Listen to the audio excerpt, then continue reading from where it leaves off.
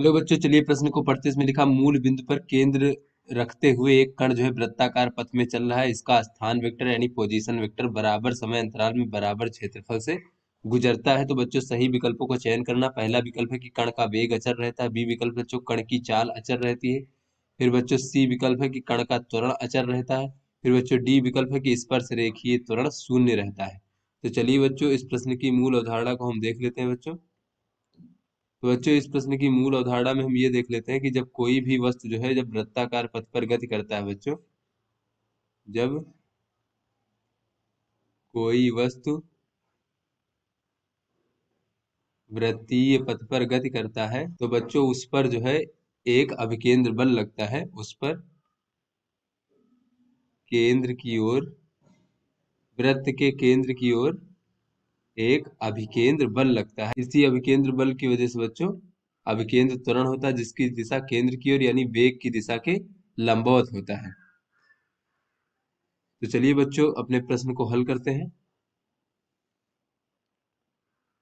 तो बच्चों इस प्रश्न में कहा जा रहा है कि इस प्रकार से बच्चों ये हमारा मूल बिंदु है और मूल बिंदु को केंद्र मान करके एक वस्तु जो है इस प्रकार से वृत्ताकार पथ पर बच्चों गति कर रहा है। इस प्रकार से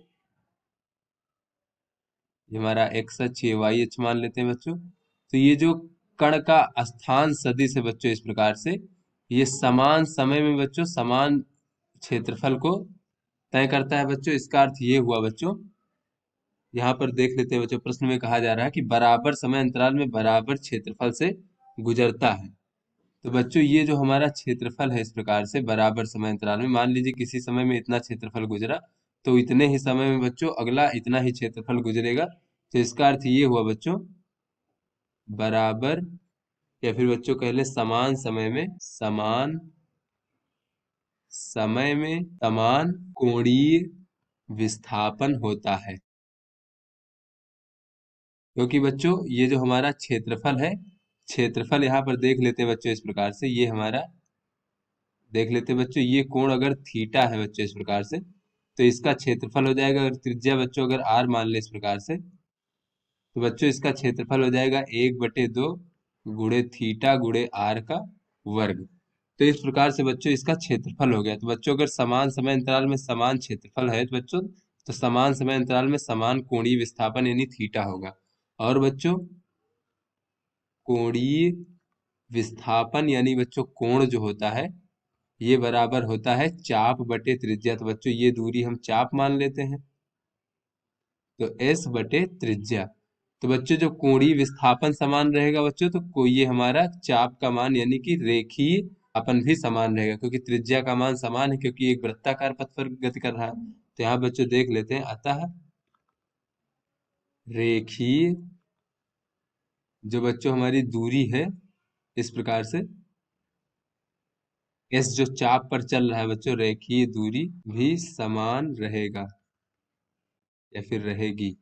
तो बच्चों जब समान समय में समान रैखिक दूरी तय करेगी तो यहां से हम बच्चों को कह सकते हैं कि अतः कण का चाल या कण की चाल नियत रहेगी। तो चलिए बच्चों अपने विकल्पों को देखते हैं बच्चों। पहला विकल्प कहा जा रहा है कण का वेग अचर रहता है। तो बच्चों वेग जो होता है वो हमारा परिमाण भी होता है उसमें और दिशा भी होती है। तो बच्चों किस हर जो वेग का परिमाण होता है बच्चों वही हमारा चाल इस प्रकार से होती है। तो यहाँ पर बच्चों हम देख लेते हैं कि ये जो है बच्चों यहाँ पर वेग का परिमाण तो नियत रहेगा, किंतु बच्चों वेग की दिशा परिवर्तित होती रहती है। जैसे यहाँ पर वस्तु के वेग की दिशा इस प्रकार से होगी बच्चों, अगर यहाँ पर हमारा कण होगा तो इसके वेग की दिशा इस प्रकार से हो जाएगी।